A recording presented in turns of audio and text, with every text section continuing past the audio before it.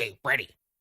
On the ice-blasted expanses of the Hyperborean wastelands, heavy metal was forged from unrelenting brutality. The blackest dark and the purest hatred the human mind can conceive.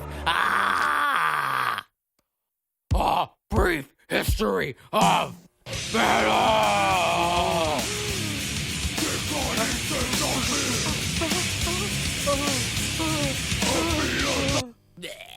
Metal music basically started in the late 60s, when hippie acid rock bands began cranking their amps up and stripping away psychedelic flourishes to make their music leaner and more physically punishing.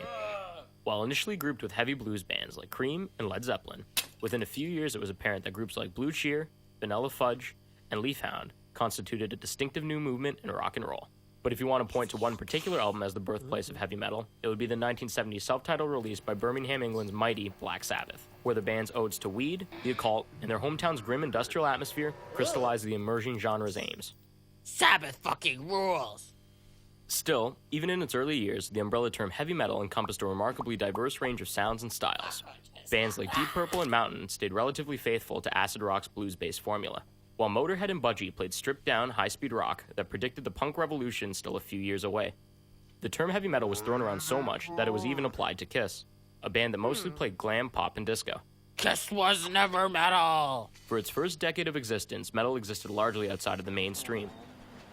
That changed when metal emerged as the de facto sound for rock in the 80s. Metal's rise had two main causes: the new wave of British heavy metal bands like Judas Priest, Iron Maiden, and Def Leppard, who figured out how to make metal slicker and more radio-friendly, and Van Halen, who pushed it all the way over into pop. Van Halen was never fucking metal!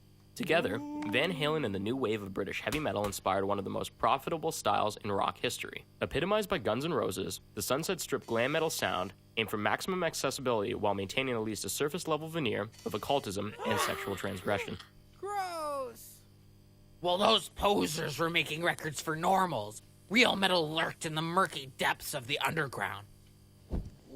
There, dark elder gods like Venom, Merciful Fate, Celtic Frost, and Bathory forged a template for extreme genres like death metal, black metal, thrash metal, child of metal, and hardcore, which would define the underground scene throughout the 80s. And we cannot forget the almighty Slayer, who reign in blood to this day and forever. But by the early 90s, thrash's four big bands, Metallica, Megadeth, Slayer, and Anthrax, had attained arena-filling status. During the 90s, metal branched out into a seemingly endless number of subgenres, from deep underground styles like death grind and symphonic metal, to the multi-platinum hip-hop-informed style termed nu metal, which would give the form its last bit of high-rotation MTV dominance. But there is one style in this era that sticks out for its extreme sound and even more extreme lifestyle: Norwegian black.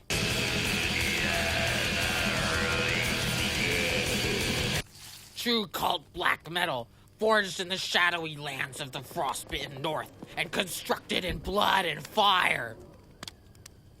Despite its severe aesthetic and often problematic political identity, black metal emerged as one of the defining sounds of the era during which metal retreated back underground. Along the way, it crossbred with styles across the metal spectrum and beyond, creating subgenres like black and death metal, black and sludge, and black and roll. It even found its way into indie rock thanks to so-called post-metal bands like Death Heaven. Along with black metal, doom metal has become one of the defining sounds of the new millennium. Interestingly, Doom's glacial riffage and obsession with weed and the occult bear a strong resemblance to some of metal's earliest bands.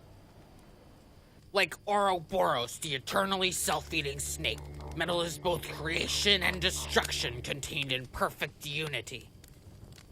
Time is only an illusion. Metal is everything.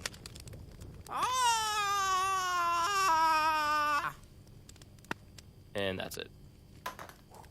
Oh my god, it's on fire! Uh-oh. Yes. We have to get out of here! Uh-oh.